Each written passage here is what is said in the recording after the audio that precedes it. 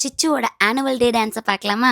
சிச்சு ஏன் இவ்ளோ சோகமா இருக்காருன்னா, நல்லா தூங்கிட்டு இருந்த பையன தூக்கத்திலே ஃபுல்லா ரெடி பண்ணி அப்படியே தூக்கிட்டு வந்துட்டோம். நானும் சிரிக்க வைக்க எவ்வளவோ ட்ரை பண்ணேன். ஆனா முடியல.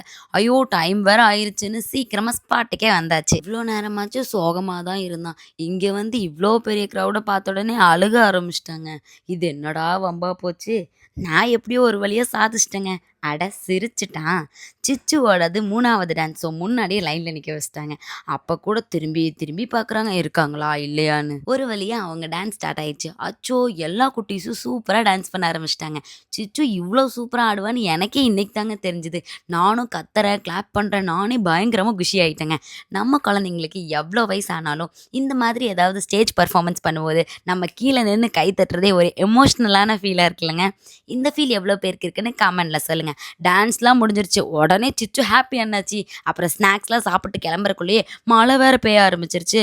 ஐயோ! வேகமா காருக்கு ஓடி வந்துட்டேங்க. யப்பா முடியலடா சாமி. அடுத்த மினி விளாக்ல பார்க்கலாம். பாய்.